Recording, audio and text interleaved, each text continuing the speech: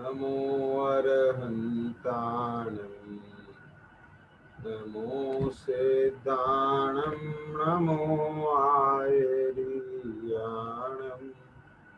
नमो अध्यायाणं नमो लोये सवसाहुणम्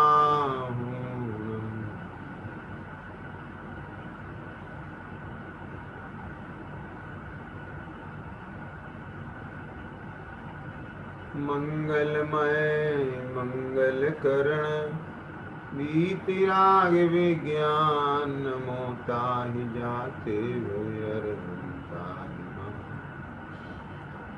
करि मंगल करि हूँ महा ग्रंथ करन के काज याते मिले समाज सब पावे निज परिवार।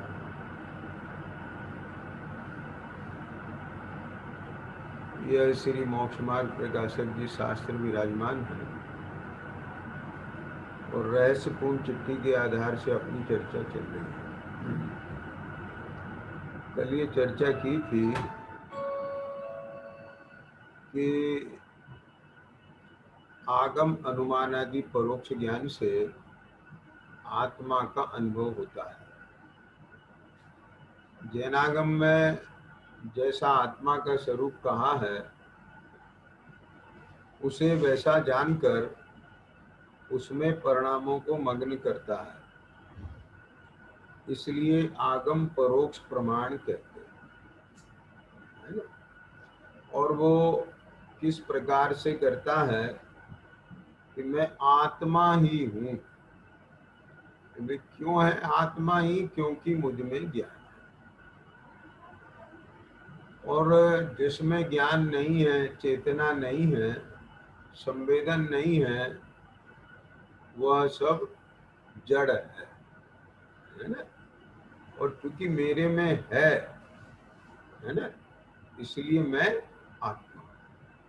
अब यही जो पूरा शरीर है, तो जब हम मृतक शरीर को देखते हैं तो उसमें आंख नाक सभी है, ये पूरी फिजिकल बॉडी यही है पूरी की पूरी, समझ गए ना। लेकिन उसमें क्या नहीं है कि उसमें जानना नहीं है, उसमें अनुभव नहीं है, संवेदन नहीं है।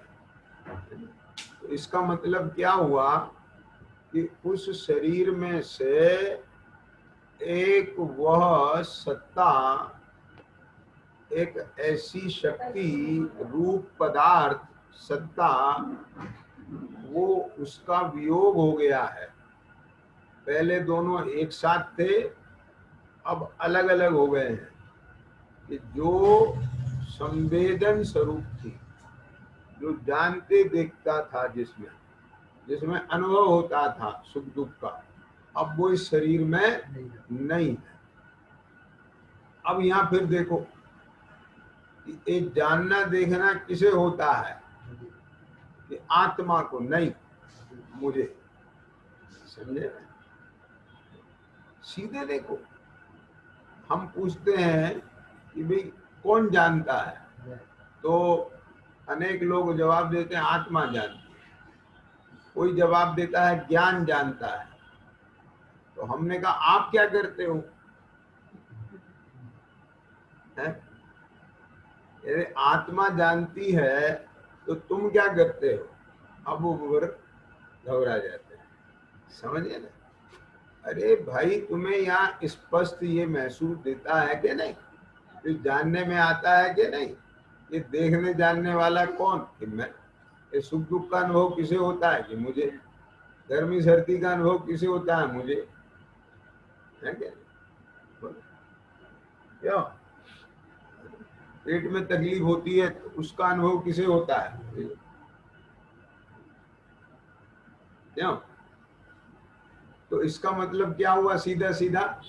कि मैं जानने वाला हूँ, अनुभव करने वाला हूँ। अब उस मृतक मुर्दे में कौन नहीं है? कि जानने वाला, अनुभव करने वाला। तो इसका मतलब क्या हुआ कि उस मृतक शरीर में से मैं निकल गया। समझ में आ गया? अब उस मृतक शरीर में से जो निकल के गया वो तो आंख से दिखता नहीं है, तो इसका मतलब क्या है? वो अरूपी है। तो मैं अरूपी हूं। अब ये अनुमान बनेगा कि नहीं बनेगा?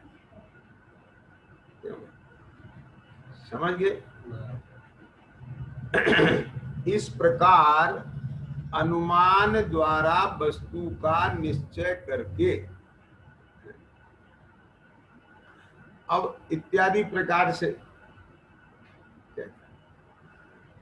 अब देखो कभी कभी आपके इस प्रकार की इच्छा होती है खड़ा होने की, लेकिन खड़े नहीं हो पाते आप,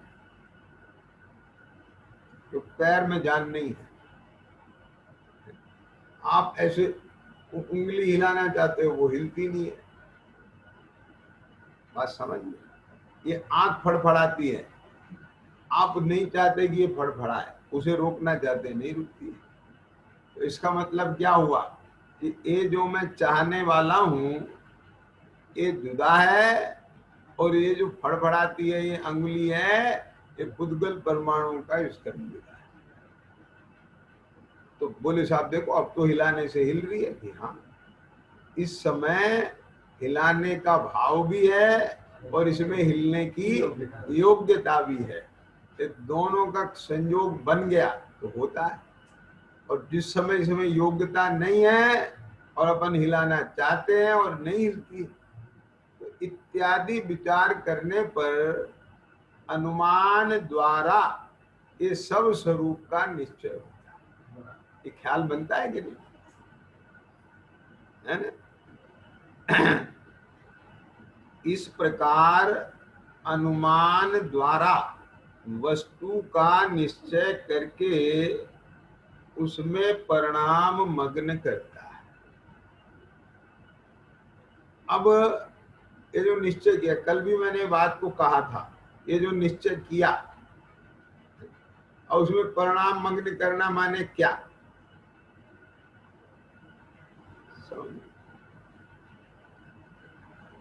अब निश्चय क्या किया? यह मैं आत्मा हूं, मैं जानने देखने वाला हूं, मैं अनुभव स्वरूप हूं। मैं समझ,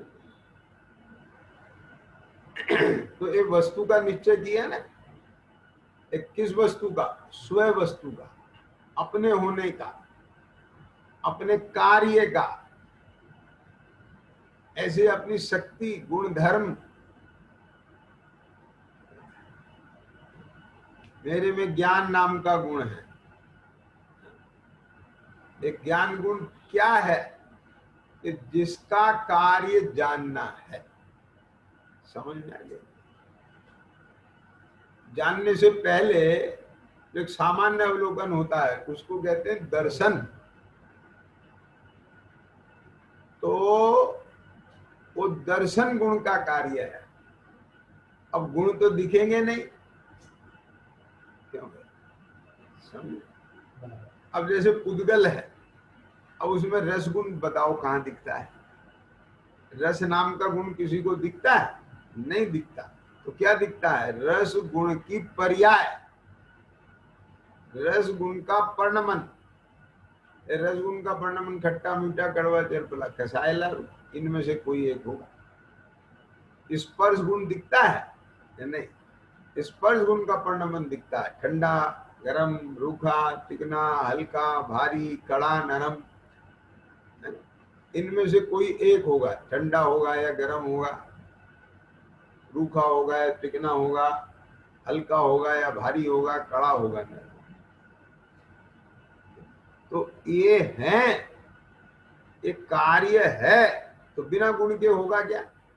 उसमें स्पर्श, छूने से जिसका पता चले ठंडे गरम का, तो ये स्पर्श गुण है उसमें, जिसका पर्णमन है ये। तो वो स्पर्श गुण किसके आश्रय से रहता है? वो एक कोई स्पर्शी भी होना चाहिए ना, वस्तु द्रव्य। कि जिसके आश्रय से स्पर्श गुण है, जिसके आश्रय से रस गुण है, गंध गुण है, वर्ण गुण है, इन गुणों, वे गुण किसके आश्रय से रहते हैं? वो अभेद वस्तु, उसे द्रव्य कहते हैं। तो ये सब अनुमान में ये सब प्रकार से निश्चय होता है। और वो निश्चय कैसा होता है? ये कोई कल्पना रूप नहीं होता है, हकीकत रूप। क्यों भाई? मैं एक बात बताओ, कि तुमने अपने पड़ बाबा जी को देखा है? क्यों बेटे? बाबा जी को देखा है? यहाँ देखा है। कट क्यों कर? बाबा जी को नहीं देखा है क्या? तो बाबा जी को देखा है? बड़ बाबा जी को देखा है? नहीं देखा। वे थे कि नहीं थे? थे। तो देखा नहीं तो कैसे कहते हो थे? भरोसा कैसे है तुम्हें, निश्चय कैसे है कि बाबा जी को देखा है? तो बाबा जी का पिताजी भी होंगे कि नहीं होंगे? तो बाबा जी के पिताजी को क्या कहेंगे? बड़ बाबा कहेंगे। तो जो नहीं देखा, जो नहीं दिख रहा है, उसका भी निश्चय होता है। समझ में आया कि नहीं है? आगम से होता है, तर्क से होता है, प्रत्यभिज्ञान से होता है। समझ गए कि नहीं? तो अनुमान ज्ञान से होता है। और ये सब जैनों को प्रमाण है। आगे समझ में बात के नहीं? अरे देखे हुए का ही श्रद्धान, ये तो नास्तिक मत है। वो कहता है हमने भगवान को देखा ही नहीं, हम तो जो देखेंगे वो मानेंगे। अब धुआं उड़ता हुआ आसमान में दिखोगे तो वहां आग मानोगे कि नहीं मानोगे? ये नहीं, आग नहीं दिख रही है तो बैठे रहो, तुम हाथ पे आओ धरते। अपने घर में से, अपनी फैक्ट्री में से, अपनी दुकान में अगर धुआं निकलते देखे तो हाथ पैर फूल जाएंगे। जल्दी से टेलीफोन करो फायर ब्रिगेड को, क्यों आग लग गई? कैसे? तुमने देखी है आग लगती हुई? तुमने तो धुआं देखा है खाली। अरे भाई साहब, बिना आग लगे धुआं आएगा कहां से? तो बोलो ये ज्ञान प्रमाण है कि नहीं है?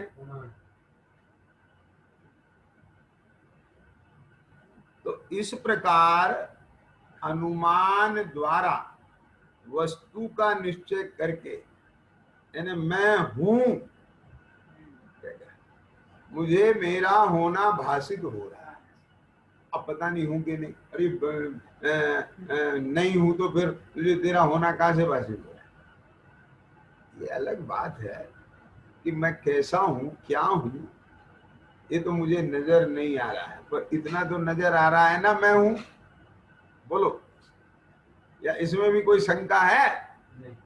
ये नहीं है इसमें शंका। हर किसी को उसका होना महसूस होता है कि नहीं? होता है ना? तो वो महसूस क्यों होता है? क्योंकि उसमें महसूस करने की शक्ति है। ये क्या है? ये रुमाल है ना? इस रुमाल को महसूस होता है कि मैं हूं। ये क्यों? क्योंकि इसमें महसूस करने की शक्ति एक चश्मे को होता है कि नहीं होता है? लेकिन मुझे होता है। आगे समझ में क्या नहीं है? कि मृतक कलेवर को होता है, इस फिजिकल बॉडी को होता है कि नहीं होता है? मुझे होता है। तो मैं, मेरे में जानना भी है, संवेदन भी है। अब इसके लिए क्या दिखाओ? अब हर चीज दिखाई जाती है, ये दिख तो रही है ना? क्या भाई? अब कोई व्यक्ति कहे कि बताओ, ये बताओ कि मैं मरा हूं कि जिंदा हूं?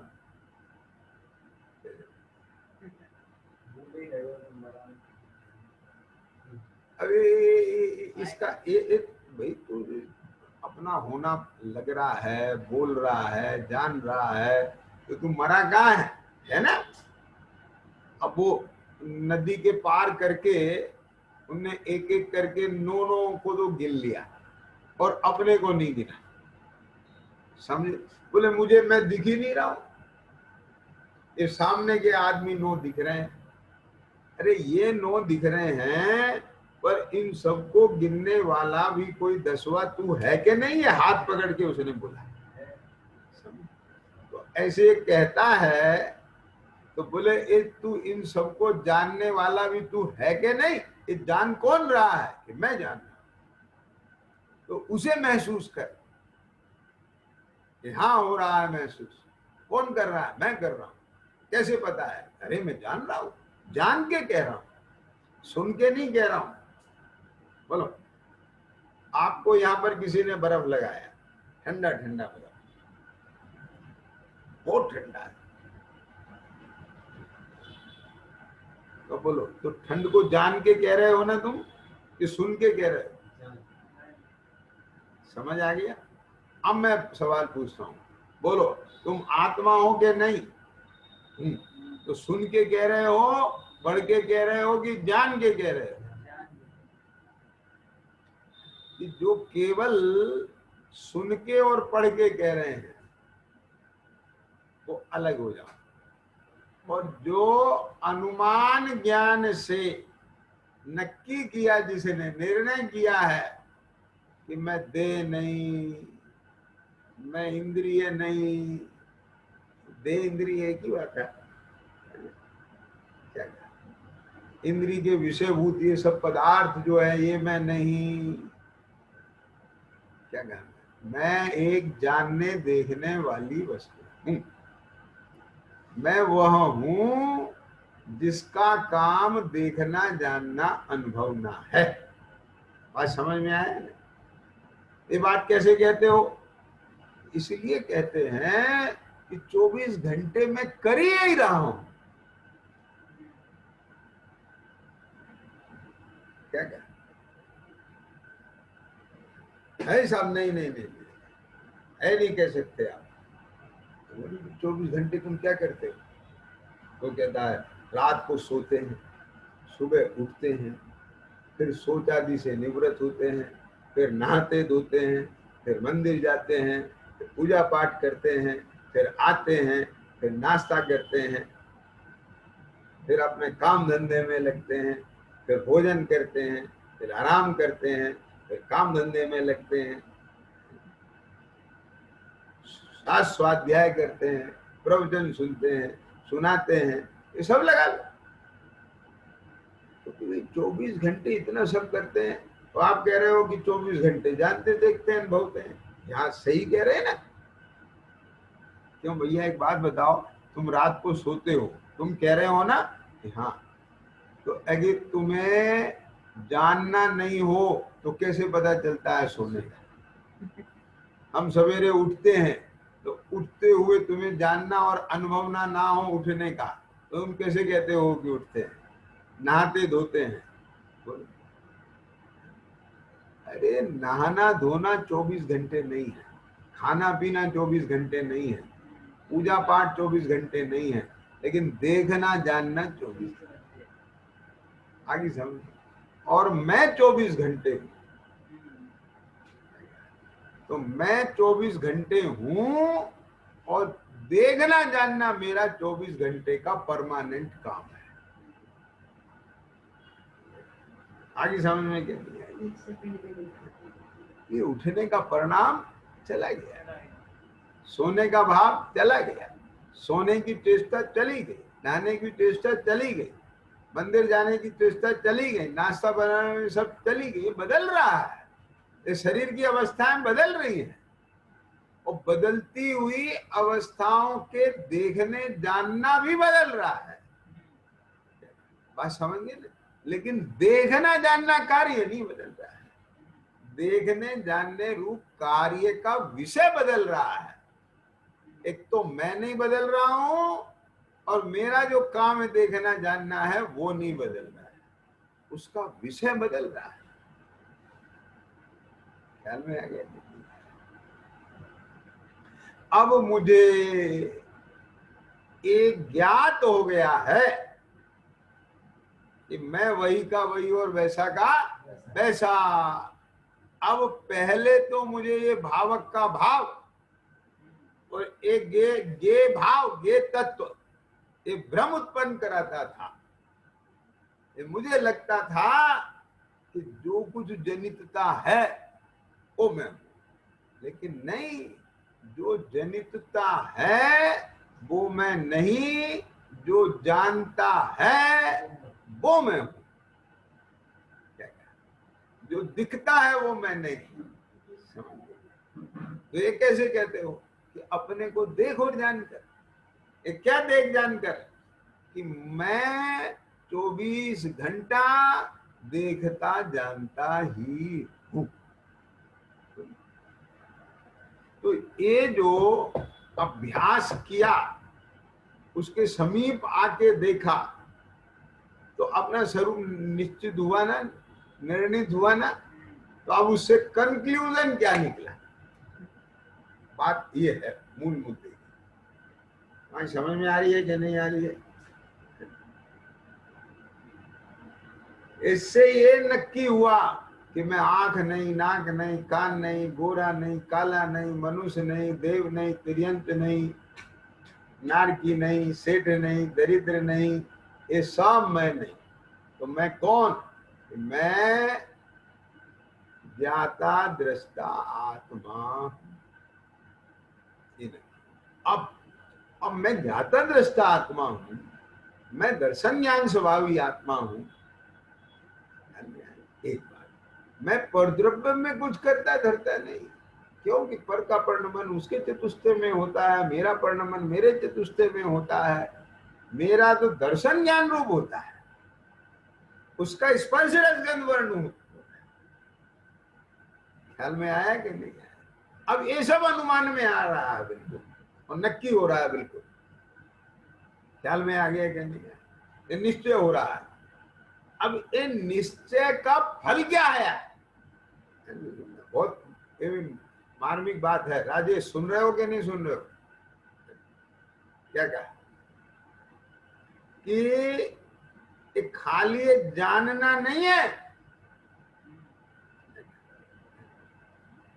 इतने जानने में एकाग्र हो जाना, कोई ज्ञान का ये बन जाके रह जाए, उसमें परिणाम मगन हो जाना, इतना नहीं। क्यों?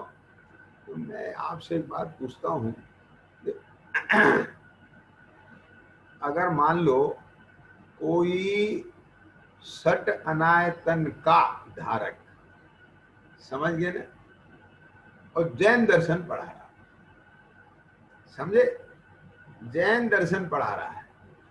अब वो बहुत जैन दर्शन और मानो समझ लो समय सार की गाथा पढ़ा रहा है। प्रवक्ता हो सकता है कि नहीं हो सकता है? अब वो उसे पढ़ाते हुए उसका ज्ञान तद्रूप हो जाएगा कि नहीं हो जाएगा? और इतना एकाग्र हो गया, मगन हो गया उसमें पढ़ाते हुए,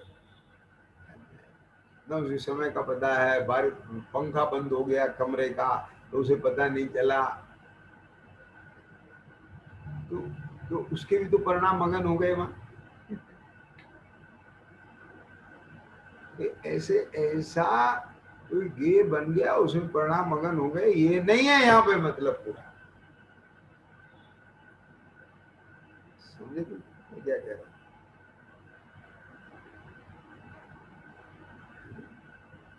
अरे भाई, जिसे अनुमान द्वारा, आगम अनुमान से वस्तु स्वरूप निश्चित हो जाएगा, निर्णित हो जाएगा,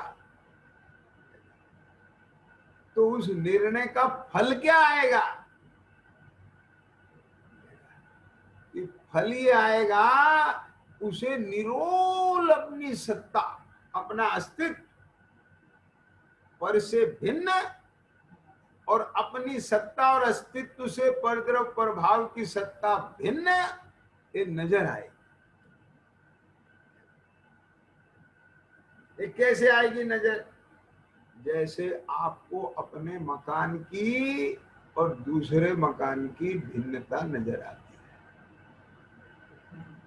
है। जैसे 500 लोगों के यात्रा संघ में आपको 5 लोग अपने परिवार के अलग नजर आते हैं। अब मैं आपसे पूछता हूं, वो अलगाव पना, भिन्न पना कौन सी आंख से नजर आता है? और आपको इसमें कोई संशय है, कोई विपरीतता है, भरोसा है कि नहीं है?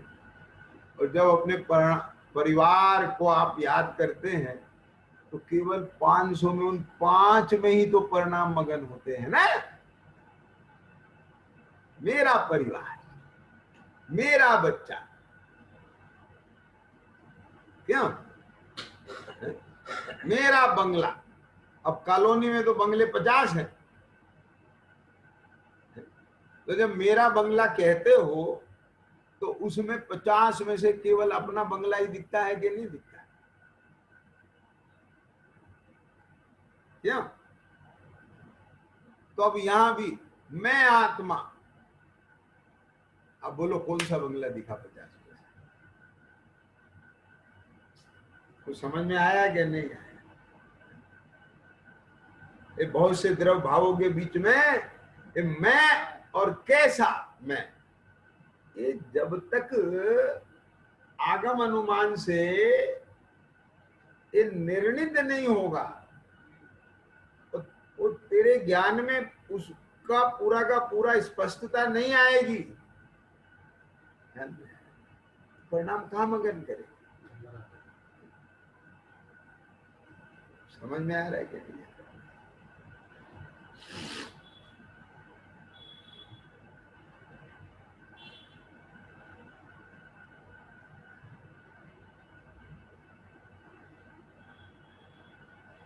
आपने किसी से सुन लिया,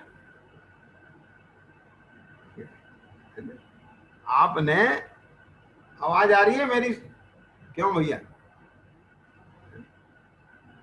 नहीं आ रही है?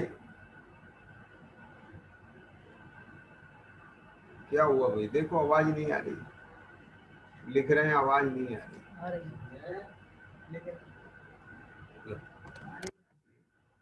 ठीक है, आ रही है आवाज। क्यों प्रशांत?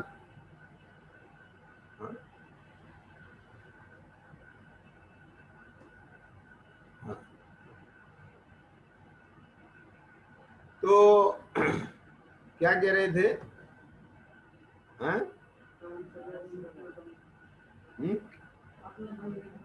पूरा कर दिया तो दोबारा शुरू कर रहे हैं।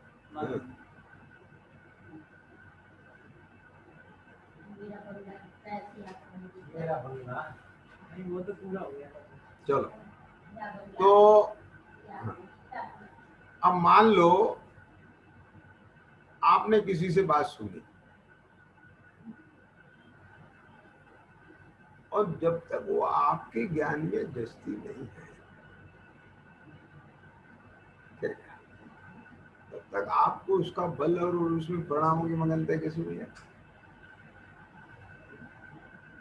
आप समझे कि नहीं? लक्षण कुछ तो नजर आना चाहिए ना जिनके आधार पर आप कह सके।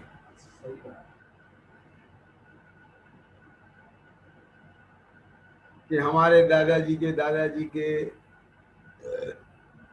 है ना इतना बड़ा बाग था, ऐसा था ऐसा था, तो वो सब आपके पूरा उसका भरोसा है और उन सब का आपको भाव भाषण है।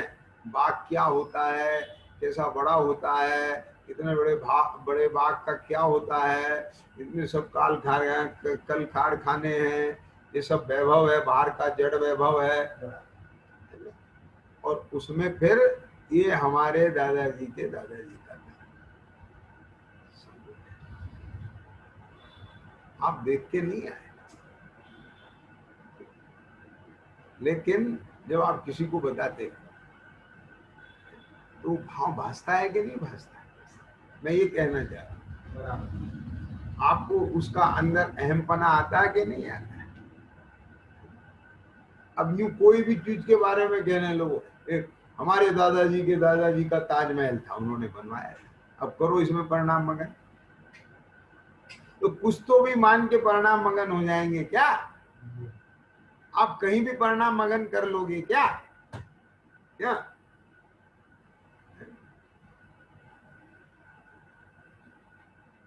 समझे ना? यानी उससे पहले आपको उसमें विश्वास जगना चाहिए। आपको वो तीर लगना चाहिए। जब वो सर्व प्रकार से आपको लगेगी तभी तो उसमें परिणाम मगन होंगे। क्या समझ में आएगी? तो इसलिए यहाँ कहते हैं इस प्रकार अनुमान द्वारा, है ना, वस्तु का निश्चय करके। और ये निश्चय कैसा होता है समझना बात, ये परीक्षा द्वारा होता है। हाँ, ये मोक्षमान प्रकाशक में अनेक जगह ये बात आई है कि बोले जब हमें मानना यही है तो परीक्षा काहे की करना, हम पहले ही मान लेते हैं। तो बोले नहीं, परीक्षा नहीं करेगा तो तुझे उसका लाभ नहीं मिलेगा, वो ऐसे नहीं मिलेगा। तो समझ में आ गया ना? तो भाव भाषण नहीं होगा, फिर कौन से भाव में परिणाम मगन करेगा? तो समझ में आ रहा है कि नहीं आ रहा है? क्या कहा?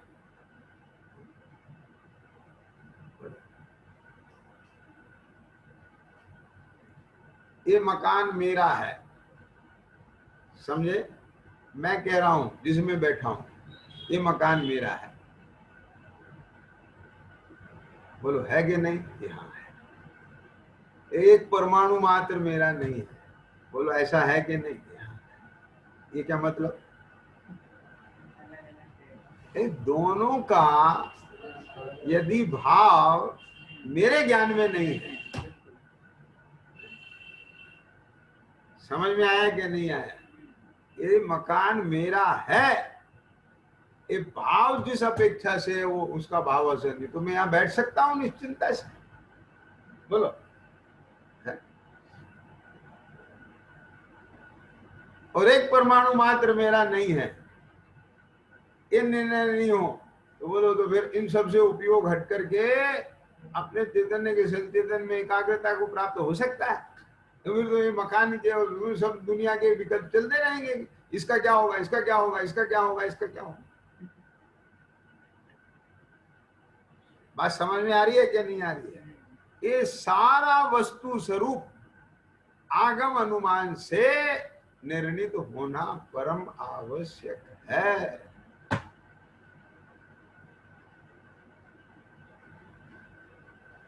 क्यों?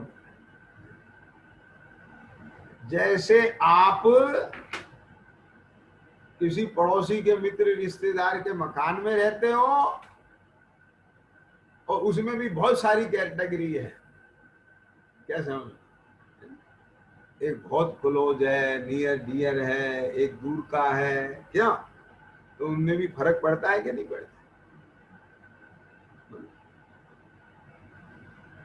क्या कहा?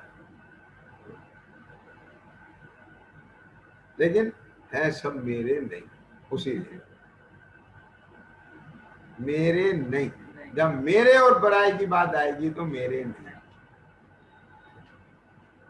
तो ऐसे ही अशुद्धोपयोग में बहुत सारे लेवल हैं, समझेंगे? घटता हुआ अशुभोपयोग और बढ़ता हुआ शुभोपयोग। लेकिन जहां विभाव और स्वभाव की बात आएगी इनमें मेरा कुछ नहीं। आगे समझ में? यद्यपि अनुभव के स्तर उसमें बहुत सारे होंगे, वहां बैठ के अलग लगता है, वहां बैठ के अलग लगता है, वहां बैठ के अलग लगता है। क्यों संजय, समझ में आया कि नहीं आया? बोलो क्या कहा? आगे समझ में कि नहीं आगे?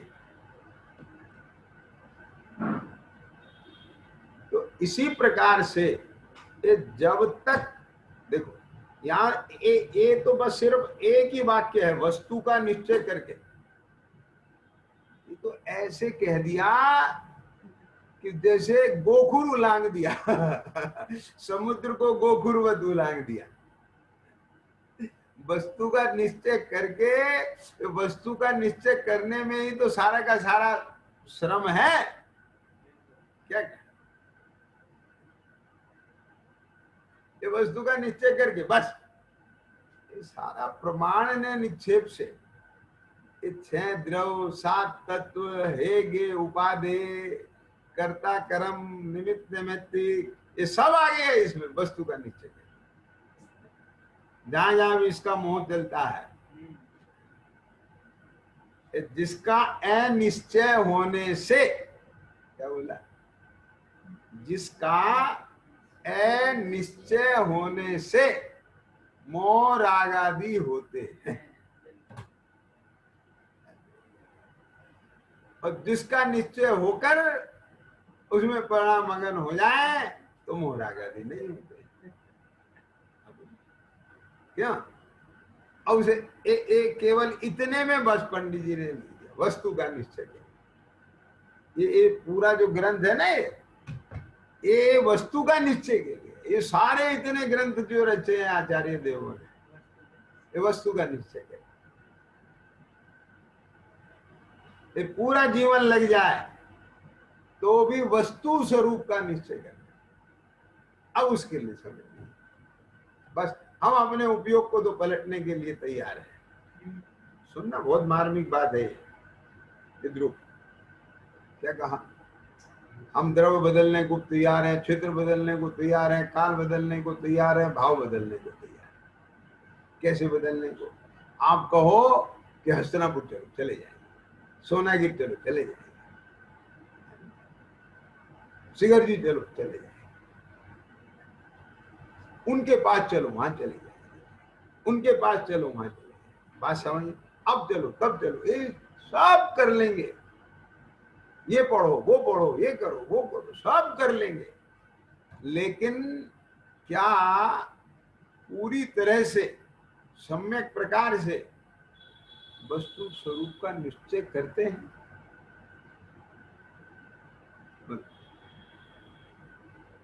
कंप्लीट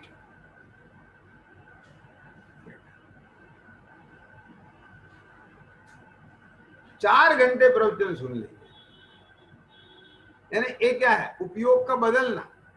एक काम धंधे से हटाया और सुनवा लो। लेकिन सुन के नक्की क्या किया तुमने उसमें से? आप समझेंगे नहीं। मैं समझता हूं कि अपने ये कब से चल रहा है कोविड? मार्च एंड से चालू हो गया था। तो अब 24-25 मार्च से अपने ये अभी की स्वाध्याय बताया ना मैं, तो जो तुम्हारे यूट्यूब पे आ गई है, जो ये सब विकास वगैरह का भावना हुआ कि ऐसे सब कोविड में सब अलग अलग हैं और ये इस प्रकार से जो है ये ऐसे ये संसाधन बनाए गए और ये सब हो गया।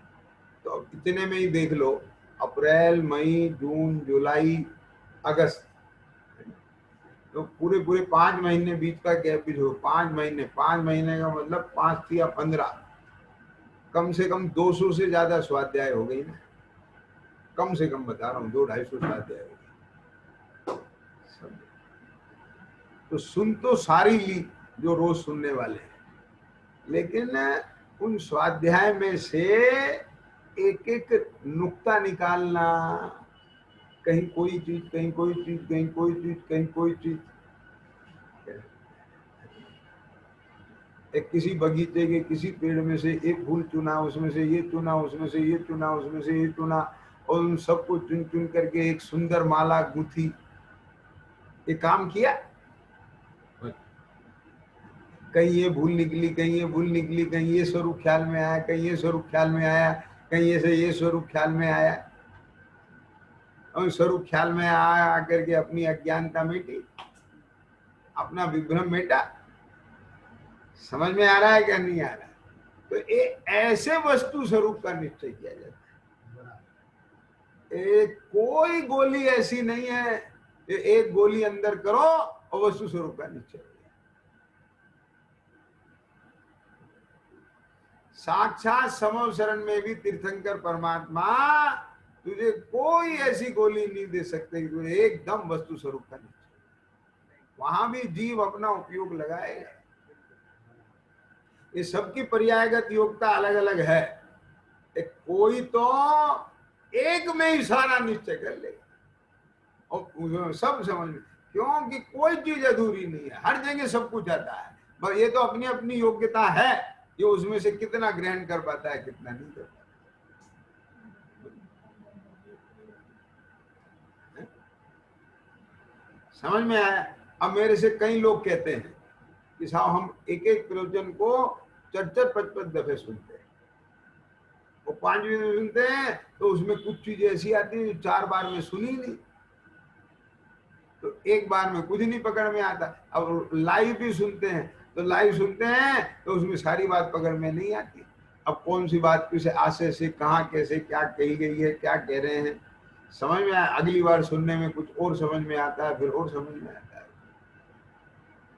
और जबकि यहाँ तो बिल्कुल अपने जन सामान्य बात भाषा में बहुत अच्छी करते हैं, लेकिन आचार्यों ने भगवंतों की वाणी उन सबको कितनी गहराई गंभीरता चाहिए उसकी घुटाई करने के लिए, समझने के लिए, विचारने के लिए, तब जाकर के। मेरी बात को सुन के ऐसे नहीं समझ लेना कि वो पीएचडी की तरह से जो है बहुत बड़ा ऐसे पढ़ाई की बात कर दी कि वो डर जाए, भय बना ले, इसका हुआ बना ले, नहीं। इतना भी नहीं है कि बस खाली सुन सुन करके बस हो जाएगा। इस सुनना माने उपयोग बदल गया थोड़ी देर के लिए, लेकिन निर्णय बदला गया, भाव भाषण बदला गया, मान्यता पलटी गया, अभिप्राय पलटा गया, सुख बुद्धि टूटी गया, संसार शरीर भोग आसार लगे गया, ये देह में परत आया गया, ख्याल में आया। जो स्वाभाविक भाव है वो स्वाभाविक दिखे, जो नैमित्तिक भाव है वो नैमित्तिक दिखे, कहे नहीं। कहना तो सीख लेते हैं पढ़ के, अपन क्यों, ये सब लगना चाहिए। क्यों? क्योंकि जो स्वाभाविक भाव है वो स्वाभाविक भाव है, और जो नैमित्तिक भाव है वो दुख रूप है, और वहां जहां निमित्त का अनिमित्त हट जाता है भाव चला जाता है, स्वभाव रह जाता है। 7वें अधिकार की लाइन बोल रहा हूं मैं। हाँ, निमित्त हट जाता है, स्वभाव रह जाता है। ख्याल में आया कि नहीं आया? कर्म का निमित्त हट जाता है और स्वभाव रह जाता है। ख्याल में आया? अब हो क्या रहा है, ये सब नहीं जानने के कारण से स्वभाव भाव पर तो नजर ही नहीं है। क्या कहा? स्वभाव भाव को तो पूरा नैमित्तिक भावों में लगा रखा है। ये दर्शन ज्ञान जागना ज्ञात्रता है, वो ज्ञात्रता लगी कहाँ है बोलो? ये क्रोध आदि भावों में, राग आदि भावों में, ये तो सब पर निमित्त से होने वाले भाव है, तो उनमें लगा दी। अब जो जिसको अपने स्वभाव के जानने में लगाना था, अब उसे तुमने वहां लगा दिया, उसे कौन नक्की करेगा? स्वभाव का निश्चय कौन करेगा? मेरा मतलब समझ में आया कि नहीं आया? और उसको तो ऐसा काम दे दिया तुमने कि तू इधर से हटा और इधर से इधर कर रहा है, इधर से इधर करने में मत रहे, जो है वो इधर भी है और इधर भी है। समझ में आया कि नहीं? बस वो जो है उसमें वही की वही नैमित्तिक भाव से भिन्न स्वभाव भाव को देखना, यही इधर से इधर करना है। क्या राजेश समझ में आया कि नहीं आया? जहां जहां विभाव है वहीं वहीं स्वभाव है, लेकिन ये द्रव्य क्षेत्र बदलेगा, सब बाह्य संयोग बदलेगा, दृष्टि नहीं बदलेगा।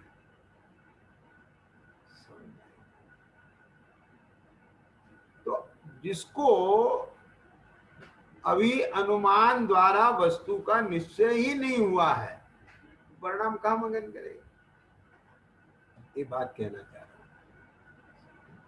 हूं। जब परिणाम मगन होते हैं तब तो उसका जो संवेदन है वो प्रत्यक्ष होता है। संवेदन माने वहां वो भासता है और उसका फल वो संवेदन में आता है, वो संवेदन प्रत्यक्ष। जैसे एक गूंगा अंधा व्यक्ति गुड़ खाए, उसे गुड़ का रंग नहीं दिखता, आकार नहीं दिखता, समझ में आया कि नहीं आया? लेकिन स्वाद दिखता है। तो ऐसे ही ये जो आत्मा है, ये सबका जानना आगम अनुमान से है, लेकिन उसका सुख, उसका बल, उसकी शक्ति, उसका होना, उसमें अपनापन, ये सारी चीज जिसमें गर्भित हैं, श्रद्धा ज्ञान चारित्र, वो सब अनुभवन वो होता है। और वो, और मैं आपसे एक बात पूछता हूँ, क्यों भाई साहब, है ना, सुनना जरा ध्यान से, बहुत बारीक बात, बढ़िया मार्मिक है।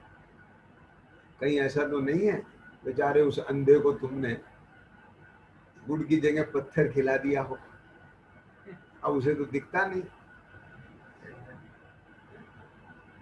नहीं, पत्थर खाएगा तो गुड़ का स्वाद नहीं आएगा। यदि उसे गुड़ का स्वाद आया है तो निश्चित वो गुड़ ही है। तो यहाँ कैसे पता चले? यदि तेरे राग आदि और मोह आदि भाव का भाव हुआ है और वीतराग भाव का संवेदन हुआ है, तो निश्चित ही तेरे अनुभव में आत्मा आया, तेरा आत्मा में अपनापन आया।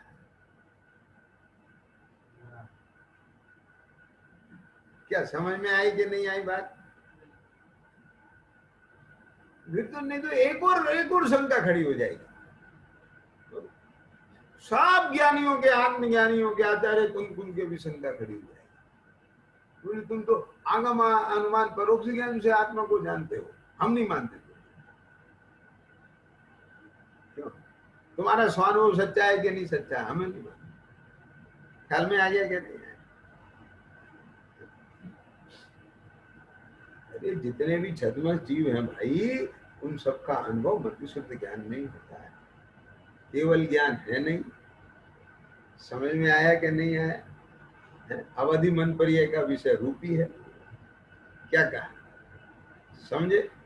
तो यही ज्ञान है, इसी ज्ञान में आत्मा जानने में आता है, इसी में ही आत्मा का अनुभव होता है, सब कुछ यही होता है। तो फिर कैसे प्रमाण करें? उसके रिजल्ट से कैसे? क्या ये तार है, वायर, डोरी है, समझे? ये डोरी, क्या ख्याल में आ गया? अब इसमें करंट है कि नहीं है, कैसे पता चले? समझे कि अगर लाइट जल रही है,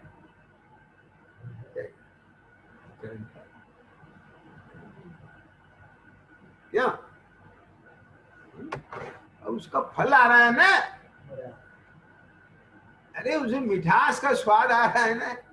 अब गुड़ नहीं दिख रहा है तो गुड़ नहीं हो और उसे स्वाद आ जाएगा। डोरी में करंट नहीं हो, बल्ब जल जाएगा क्या? दर्शन ज्ञान चारित्र में क्या कहा? तो दर्शन ज्ञान चारित्र स्वरूप नहीं हो तो वितरागता आ जाएगी। आगे समझ में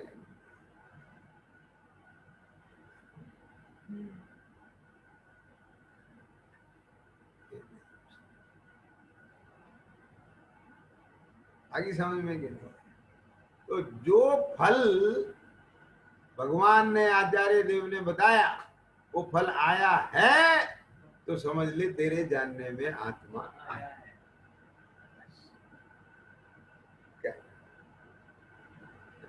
और वो फल नहीं आया है तेरी श्रद्धा में, ज्ञान में, आचरण में, तो समझ ले तेरे आत्मा जानने में नहीं आया। जानकारी में आया है, पर ज्ञान में, श्रद्धान में, अनुभव में, प्रतीति में। आगे समझ में बात। आज इतना ही रख रहे हैं।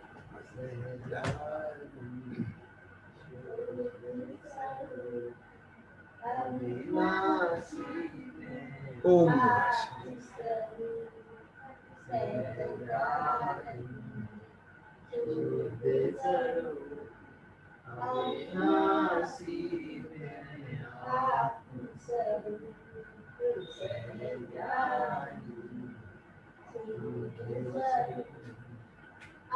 नमः